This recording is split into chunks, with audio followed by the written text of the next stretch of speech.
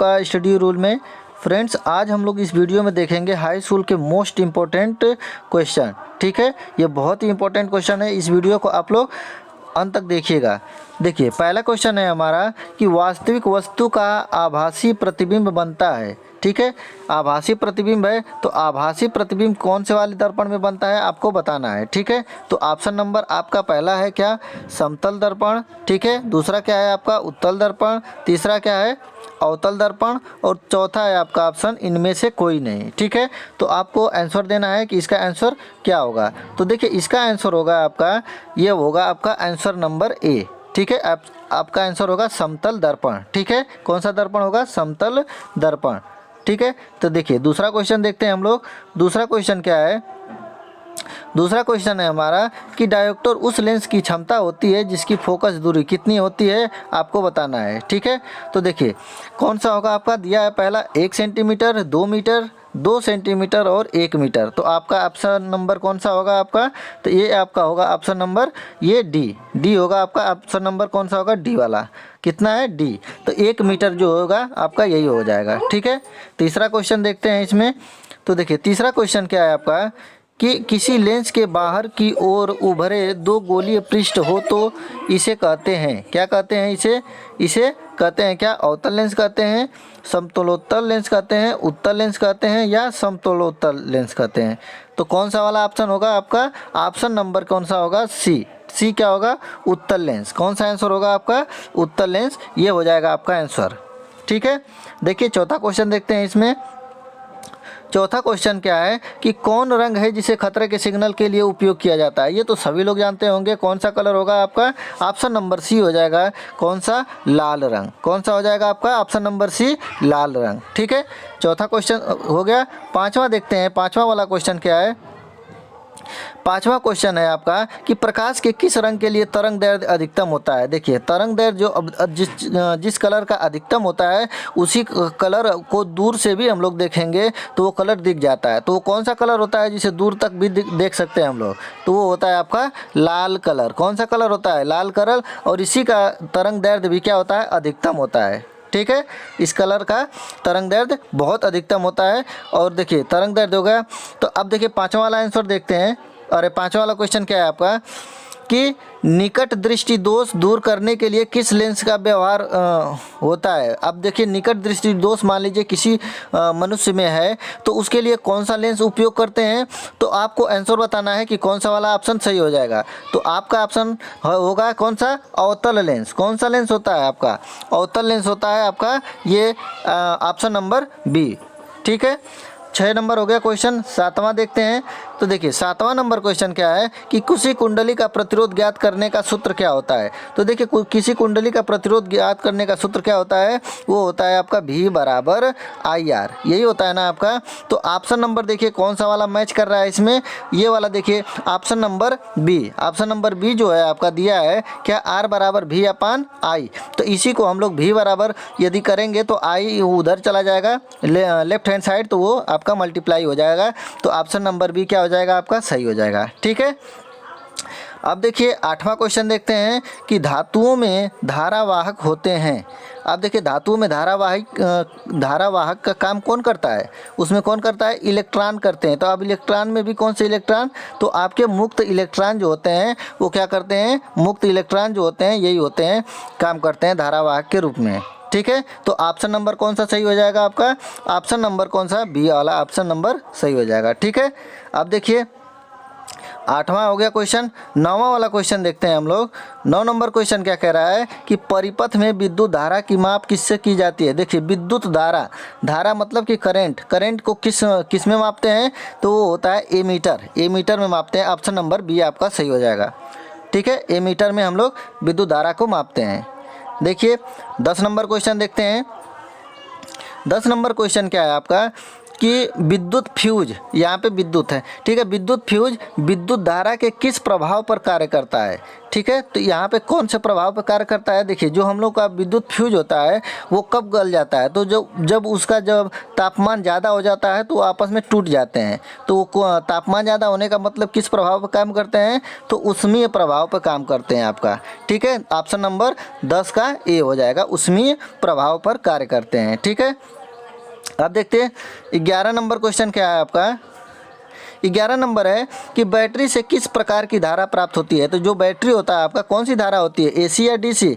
तो देखिए जो दिष्ट धारा है उसको बोलते हैं क्या, डीसी। क्या बोलते हैं, डीसी। डीसी धारा होता है ना, दिष्ट धारा का मतलब डीसी और प्रत्यावर्ती धारा का मतलब होता है कितना, एसी होता है। तो जो बैटरी होता है वो कौन सा धारा प्रवाहित करता है, तो ऑप्शन नंबर ये हो जाएगा दिष्ट धारा, ऑप्शन नंबर ए, ठीक है। अब देखते हैं क्वेश्चन नंबर 12 नंबर। 12 क्या है क्वेश्चन आपका, 12 नंबर क्या है कि देखिए निम्नलिखित में से कौन जैव मात्रा ऊर्जा स्रोत का उदाहरण नहीं है। तो कौन सा नहीं है, देखिए लकड़ी दे दिया है ऑप्शन, गोबर गैस, नाभिकीय ऊर्जा। तो कौन सा होगा इसका आंसर, तो देखिए 12 नंबर का जो आंसर है आपका वो होगा आपका नाभिकीय ऊर्जा। कौन सी ऊर्जा, नाभिकीय ऊर्जा, ऑप्शन नंबर सी आपका क्या हो जाएगा, सही हो जाएगा, ठीक है। अब देखिए 12 नंबर क्वेश्चन देखते हैं।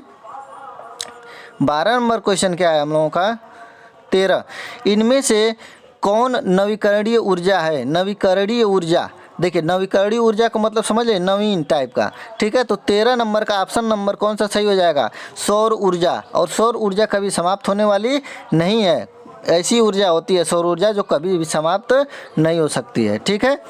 अब देखिए 14 नंबर का ऑप्शन नंबर कौन सा सही हो जाएगा, ऑप्शन नंबर ये आपका सही हो जाएगा क्या, H2 इसका आंसर हो जाएगा, ठीक है। अब देखिए 15 नंबर देखते हैं। 15 नंबर क्या है, निम्नलिखित में से पीएच का कौन सा क्षारक विलयन का मान देता है। अब देखिए क्षारक विलयन का मान कौन देता है भाई, जो सबसे ज़्यादा कौन सा है, 13 नंबर है ना, अरे डी वाला ऑप्शन कितना है, 13, पीएच वैल्यू 13, यही क्या हो जाएगा, क्षारक का विलयन का मान देता है, ठीक है। अब देखिए 16 नंबर देखते हैं कि निम्नलिखित में से कौन सही है। आप देखिए इसमें बताना है कि जो फार्मूले दिए हैं इनमें से कौन सा सही फार्मूला दिया हुआ है। तो देखिए क्या है, Na2CO3 × 5H2 है, Na2CO3 10H2 है, 7H2 है, 2H2O है। तो इसमें से आपको बताना है कि कौन सा वाला सही हो जाएगा ऑप्शन। तो 16 नंबर का जो ऑप्शन होगा आपका बी नंबर सही हो जाएगा, ठीक है।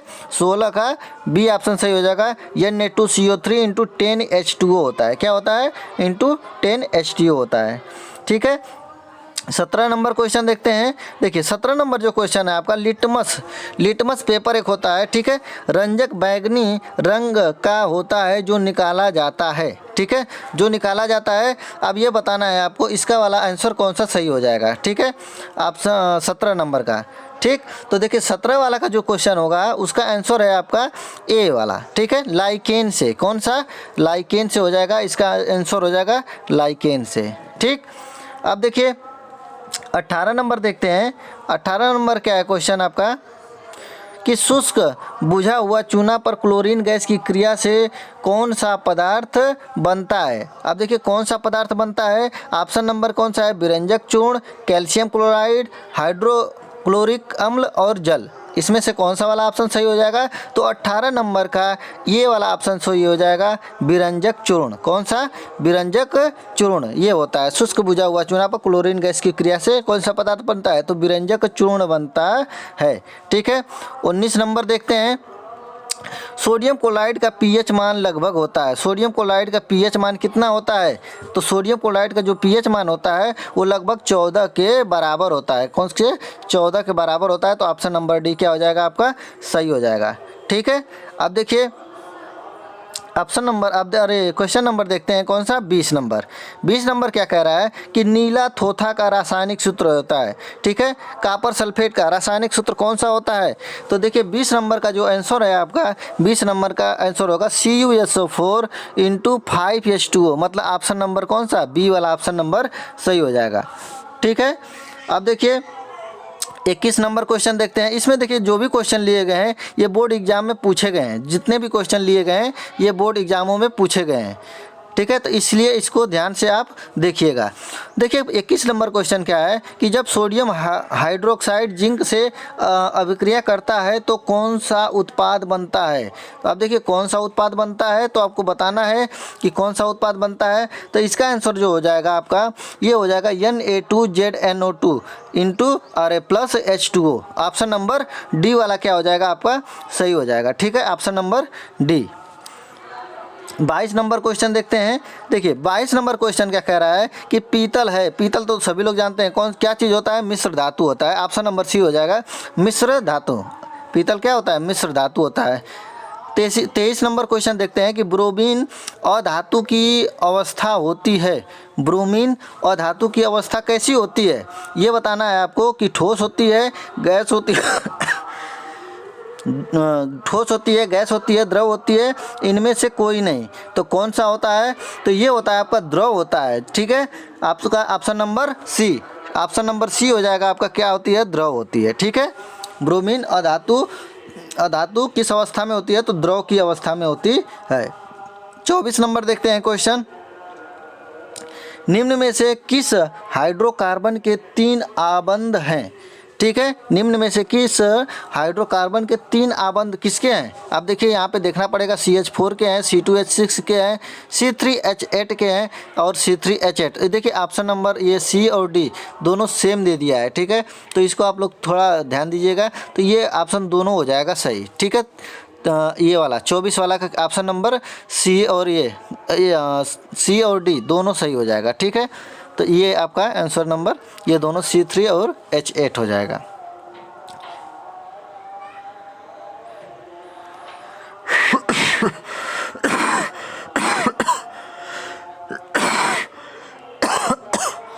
चौबीस का सी, 25 का सी। क्वेश्चन नंबर 25 क्या कह रहा है आपका कि चीनी का रासायनिक सूत्र क्या होता है। तो ये तो सभी लोग जानते हैं कि C12H22O11 होता है। ऑप्शन नंबर कौन सा सही हो जाएगा, ऑप्शन नंबर सी वाला सही हो जाएगा। ठीक है, चलते हैं अगला क्वेश्चन। अगला क्वेश्चन है आपका 26 नंबर। देखिए क्या है 26 नंबर कि हीलियम परमाणु के बाहरी कक्षा में कितने इलेक्ट्रॉन होते हैं। तो जो हीलियम होता है उसके परमाणु कक्षा के बाहर कितने इलेक्ट्रॉन होता है। तो ऑप्शन नंबर आपका दिया हुआ है 1 2 3 4। तो कौन सा वाला ऑप्शन सही हो जाएगा, हीलियम का 2 होता है, तो इसलिए क्या हो जाएगा आपका हीलियम 2। ठीक है, बाहरी इलेक्ट्रॉन में कितने इलेक्ट्रॉन होते हैं, बाहरी कक्षा में तो 2 इलेक्ट्रॉन होते हैं। ठीक है, अब देखिए 27 नंबर क्वेश्चन देखते हैं कि स्वपोषी पोषण के लिए आवश्यक है। स्वपोषी पोषण के लिए आवश्यक होता है, क्या होता है भैया, CO2 कार्बन डाइऑक्साइड, क्लोरोफिल, सौर प्रकाश और सभी। तो कौन सा वाला ऑप्शन सही हो जाएगा आपका, ये सभी होते हैं। ठीक है, 27 नंबर का क्या हो जाएगा, ऑप्शन डी वाला, ऑप्शन नंबर डी क्या हो जाएगा, सभी। ठीक है, अब देखते हैं 28 नंबर, कवक में पोषण की कौन सी विधि है। कवक में पोषण की कौन सी विधि होती है। आपका ऑप्शन नंबर दिया है स्वपोषी, मृतजीवी, समभोजी और कोई नहीं। तो इनमें से कौन सा वाला ऑप्शन सही हो जाएगा, ऑप्शन नंबर जो है बी सही हो जाएगा, मृतजीवी। ठीक है, कवक क्या होते हैं, मृतजीवी से अपना भोजन को मतलब करते हैं। ठीक है, अब देखिए 29 नंबर क्वेश्चन क्या है। तो देखिए 29 नंबर है, क्लोरोफिल वर्णक का रंग होता है, कैसा रंग होता है। ये तो सभी लोग जानते होंगे कि जो क्लोरोफिल होता है उसका वर्णक का कैसा रंग होता है, आपका कैसा होता है, तो हरा होता है। ऑप्शन नंबर ये आपका सही हो जाएगा। ठीक है, अब देखिए 30 नंबर क्वेश्चन देखते हैं। 30 नंबर जो क्वेश्चन कह रहा है आपका, क्या कह रहा है कि पायरुवेट के विखंडन से यह कार्बन डाइऑक्साइड जल तथा ऊर्जा देता है, यह क्रिया होती है। कौन सी क्रिया, किसमें क्रिया होती है, ये कोशिका द्रव में क्रिया होती है, माइटोकॉन्ड्रिया में होती है और केंद्रक में होता है। तो किस में होता है, तो ऑप्शन नंबर जो 30 वाला का आंसर होगा वो हो जाएगा ऑप्शन नंबर बी, माइटोकॉन्ड्रिया में। किस में होता है, माइटोकॉन्ड्रिया में, ऑप्शन नंबर बी आपका सही हो जाएगा। ठीक है, अब चलते हैं 31 नंबर क्वेश्चन क्या है। तो देखिए 31 नंबर क्वेश्चन क्या है, यदि हमारे आहार में आयोडीन की कमी है कमी है तो हमें किस रोग के होने की संभावना होती है? तो ये तो सभी लोग जानते हैं, जो गले में होता है आपका आयोडीन की कमी से कौन सा रोग होता है? घेंघा रोग होता है। और उसको क्या बोलते हैं? देखिए दिया भी है आपका, घेंघा दिया हुआ है। 31 नंबर का ऑप्शन नंबर कौन सा हो जाएगा? लेकिन ये भी चीज़ ध्यान दीजिएगा, घेंघा है, गलकंड है और ये ग्वाइटर है, सभी गले में ही होता है। इसलिए ऑप्शन नंबर कौन सा सही हो जाएगा? डी वाला ऑप्शन सही हो जाएगा आपका, डी वाला। ठीक है, ये होता है, ग्वाइटर भी होता है, गलकंड भी होता है, घेंघा भी होता है। ठीक है, तो ऑप्शन नंबर सभी होते हैं। ठीक, अब आते हैं कौन सा क्वेश्चन है? 32 नंबर। 32 नंबर क्या क्वेश्चन कह रहा है कि एस्ट्रोजन स्रावित होता है। ठीक है, एस्ट्रोजन स्रावित होता है, किसके द्वारा एस्ट्रोजन स्रावित होता है? तो ये होता है अंडाशय के द्वारा स्रावित होता है आपका ऑप्शन नंबर बी। ठीक है, एस्ट्रोजन कहाँ से स्रावित होते हैं? अंडाशय से। इसको ध्यान दीजिएगा, ये वाला क्वेश्चन बहुत इंपॉर्टेंट है। ठीक है, 32 नंबर क्वेश्चन हो गया। अब चलते हैं 33 नंबर क्वेश्चन। देखिए 33 नंबर क्वेश्चन क्या कह रहा है कि मनुष्य में ऐच्छिक गतियों का नियंत्रण किसके द्वारा होता है? मनुष्य में ऐच्छिक गतियों का मतलब जो इच्छा के रूप में होती हैं वो किसके द्वारा नियंत्रित होती हैं? तो इसका ऑप्शन होगा सेरिब्रम। ठीक है, सेरिब्रम के द्वारा होता है, जो हमारे कहाँ पर पाया जाता है? ये सेरिब्रम कहाँ पर पाया जाता है? हमारे मस्तिष्क में। ठीक है, 33 नंबर हो गया। अब देखते हैं 34 नंबर कि घोंघा किस समुदाय का प्राणी है? घोंघा किस समुदाय का प्राणी है? तो देखिए 34 नंबर जो आपका है वो घोंघा किस समुदाय का प्राणी है? तो ये जो होता है आपका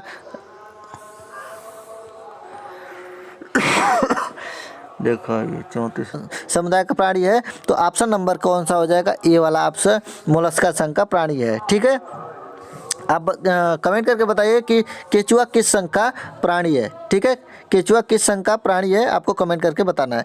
35 नंबर क्वेश्चन है कि निम्नलिखित में से कौन सा जंतु उभयलिंगी है? ठीक है, उभयलिंगी है तो कौन सा जंतु है आपका जो उभयलिंगी है? तो वो होता है केचुआ। कौन सा होता है? केचुआ जो होता है क्या? उभयलिंगी प्राणी होता है। ठीक है, तो ऑप्शन नंबर आपका डी क्या हो जाएगा? सही हो जाएगा। ठीक है, अब देखिए 36 नंबर क्या है? परागकोश होते हैं। परागकोश होते हैं, क्या होते हैं? तो परागकोश जो होते हैं वो आपके परागकण ही होते हैं। ठीक है, परागकण, ऑप्शन नंबर डी हो जाएगा परागकण। ठीक है, अब देखते हैं 37 नंबर क्वेश्चन। देखिए 37 है कि मनुष्य में कितने जोड़े क्रोमोसोम होते हैं? क्रोमोसोम पाए जाते हैं। तो ये तो सभी लोगों को पता है कि क्रोमोसोम मनुष्य में कितने जोड़े पाए जाते हैं? तो 23 जोड़े पाए जाते हैं। ठीक है, तो 37 नंबर का ऑप्शन नंबर कौन सा सही हो जाएगा? सी वाला ऑप्शन सही हो जाएगा। जिसमें से जो 22 जोड़े होते, 22 जोड़े क्या होते हैं? स्त्री और पुरुष में दोनों समान होता है, लेकिन 23वां जोड़ा जो होता है वही क्या करता है कि मतलब अलग अलग होता है, 23वां जोड़ा। ठीक है, और वही लड़का और लड़की का निर्धारण करते हैं, मतलब लड़का होगा या लड़की। ठीक है, 38 नंबर क्वेश्चन देखते हैं कि निम्नलिखित में से किसे आप उपभोक्ता की श्रेणी में रखेंगे? उपभोक्ता की श्रेणी में किसे आप रखेंगे? तो ऑप्शन नंबर कौन सा सही हो जाएगा? हरे पौधे, नील हरित शैवाल, जंगली जानवर और फल और पत्ते, कौन से होंगे उपभोक्ता? ठीक है, तो ये हो जाएगा आपका ऑप्शन नंबर सी, जंगली जानवर। ठीक है, 38 का कौन सा हो जाएगा आपका? C number. ठीक है, अब चलते हैं 39 नंबर क्वेश्चन। देखिए 39 नंबर क्वेश्चन क्या कह रहा है कि पर्यावरण बचाने के लिए 3 प्रकार के आर का उपयोग किया जाता है और इसका मतलब क्या होता है? तीनों आर का मतलब क्या होता है? तो 39 नंबर का जो आपका आंसर होगा कौन सा होगा आपका? इसमें सभी होगा कम उपयोग करना, पुनः चक्रण करना और पुनः उपयोग करना। ऑप्शन नंबर ये सभी हो जाएगा। ठीक है, रिसाइकिल होता है और एक होता है कम उपयोग करना, मतलब रिड्यूस होता है, रिसाइकिल, रिड्यूस और रिप्रोड्यूस, ये होता है तीनों। ठीक है, तो 3 आर होते हैं इसमें। ठीक है, आर आर और आर, इसी का मतलब होता है एक का कम उपयोग करना, मतलब कम उपयोग करने का मतलब रिड्यूस हो जाएगा, पुनः का रिप्रोडक्शन हो जाएगा और पुनः चक्रण का रिसाइकिल हो जाएगा। ठीक है, तो ऑप्शन नंबर आपका अब क्वेश्चन नंबर चलते हैं 40 नंबर। 40 नंबर क्या कह रहा है कि किन कारणों से प्राकृतिक संसाधन नष्ट हो रहे हैं? शहरीकरण की वजह से, प्रदूषण की वजह से, या इन दोनों की वजह से, या वृक्षारोपण से? तो वृक्षारोपण से कभी प्राकृतिक संसाधन नष्ट होंगे नहीं, लेकिन शहरीकरण शहरीकरण और प्रदूषण से क्या हो रहे हैं, नष्ट हो रहे हैं। तो ऑप्शन नंबर सी हो जाएगा आपका दोनों से, ठीक है। इसलिए ऑप्शन नंबर सी, मतलब शहरीकरण से भी और प्रदूषण से भी, ठीक है। 41 नंबर क्वेश्चन चलते हैं। देखिए, फ्लेमिंग के वाम हस्त नियम के बाएं हाथ की तर्जनी संकेत करती है, ठीक है। ये बहुत ही इंपॉर्टेंट क्वेश्चन है जो हमेशा क्वेश्चन पूछता है, ठीक है, फ्लेमिंग के दाएं और बाएं हाथ के नियम से। तो इसका आंसर जो हो जाएगा वो चुंबकीय क्षेत्र की दिशा को बताता है, ठीक है। ऑप्शन नंबर क्या हो जाएगा, बी, ठीक है। तो बाएं हाथ की जो तर्जनी होती है किसको दिखाती है, संकेत करती है, तो चुंबकीय क्षेत्र की दिशा को, ठीक है। अब आते हैं 42 नंबर क्वेश्चन। देखिए, 42 नंबर क्वेश्चन क्या है कि निम्न में से कौन सा यौगिक ईंधन के रूप में इस्तेमाल किया जा सकता है, ठीक है। अब इनमें से कौन सा चीज़ है जिसे हम लोग ईंधन के रूप में भी इस्तेमाल कर सकते हैं, तो कौन सा होगा। अब ये होगा आपका आंसर नंबर ए, एथेनॉल। कौन सा होगा, इथेनॉल जो होता है आपका, उसे हम लोग क्या कर सकते हैं, ईंधन के रूप में भी प्रयोग कर सकते हैं, ठीक है। 43 नंबर क्वेश्चन देखते हैं कि कौन सा पदार्थ लाल लिटमस पेपर को लाल कर देता है। तो आप तो ये लिटमस पेपर से क्वेश्चन एक फिक्स रहता है, ठीक है, कि कौन सा पदार्थ लाल लिटमस पेपर को नीला कर देता है। तो इसका आंसर जो होगा आपका बी हो जाएगा, क्षार। जो क्षार होता है वो क्या करता है, लाल लिटमस पेपर को लाल कर देता है। तो ऑप्शन नंबर कौन सा, बी वाला ऑप्शन सही हो जाएगा, ठीक है, क्षार। अब चलते हैं 44 नंबर क्वेश्चन क्या है।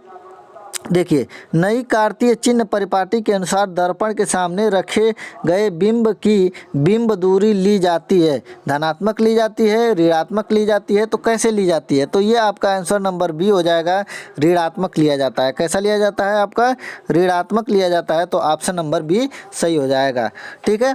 45 नंबर क्वेश्चन देखते हैं। 45 क्वेश्चन है, खाद्य पदार्थ के डिब्बों पर जिंक के बजाय टिन का लेप होता है, क्यों होता है। देखिए, खाद्य पदार्थ के जो डिब्बे होते हैं वो जिंक के बजाय जिंक के नहीं करते हैं, टिन का लेप करते हैं। क्यों करते हैं, तो आपको आंसर बताना है। टिन की अपेक्षा जिंक महंगा होता है, इसके वजह से। टिन की अपेक्षा जिंक का गलनांक अधिक है, टिन की अपेक्षा जिंक अधिक अभिक्रियाशील है, टिन की अपेक्षा जिंक कम अभिक्रियाशील है। तो ये हो जाएगा आपका आंसर नंबर सी, टिन की अपेक्षा जिंक क्या होता है, अधिक अभिक्रियाशील होता है, इसके वजह से इसका उपयोग किया जाता है, ठीक है। तो देखिए, 46 नंबर क्वेश्चन क्या है कि निम्न में से कौन सा अंग संवेदीग्राही नहीं है। संवेदीग्राही मतलब समझ रहे हैं, संवेदना से आपका है, कान तो संवेदना है, आँख भी है, नाक भी है, लेकिन दिमाग जो होता है वो संवेदनाग्राही नहीं हो। तो ऑप्शन नंबर डी क्या हो जाएगा, सही हो जाएगा, 46 का डी, ठीक है। 47 नंबर क्वेश्चन देखते हैं। देखिए, 47 नंबर जो क्वेश्चन है, समांतर क्रम में संयोजित प्रतिरोधों की संख्या घटने के उपरांत संयोजित प्रतिरोधों का कुल प्रतिरोध क्या होगा, बढ़ेगा, घटता है, अपरिवर्तित रहेगा, कैसा रहेगा आपका, ठीक है। तो इसका जो आंसर होगा वो हो जाएगा आपका ए नंबर, क्या होता है, बढ़ता है, ठीक है। समांतर जब क्रम में जो संयोजित प्रतिरोधों की संख्या घटती है तो उसके प्रतिरोध क्या हो जाएंगे, कुल प्रतिरोध बढ़ता है, ठीक है। कुल प्रतिरोध क्या बढ़ता है, समांतर क्रम में 1/n के रूप में लिया जाता है, इसी की वजह से क्या हो रहा है, बढ़ रहा है, ठीक है, हटाने पे। देखिए, फिर क्या है, 48 नंबर क्वेश्चन जो है आपका, ये लास्ट क्वेश्चन है आपका। ये है कि समजात अंगों का उदाहरण है। समजात अंगों का उदाहरण क्या है, हमारा हाथ और कुत्ते का अग्रपाद, हमारे दांत और हाथी के दांत। तो ये तो नहीं हो सकता है बी वाला। आलू और घास के ऊपरी, ये भी नहीं हो सकता है, और उपयोग सभी तो नहीं होगा। तो ऑप्शन नंबर कौन सा सही हो जाएगा आपका, ऑप्शन नंबर ए वाला सही हो जाएगा, हमारा हाथ और कुत्ते का अग्रपाद, ठीक है। तो ये वीडियो आप लोगों को कैसा लगा प्लीज़ लाइक कीजिएगा, और मेरे आप चैनल पे नए होंगे तो प्लीज़ चैनल को सब्सक्राइब कर लीजिए। मिलते हैं अगली वीडियो में, तब तक के लिए जय हिंद, जय भारत।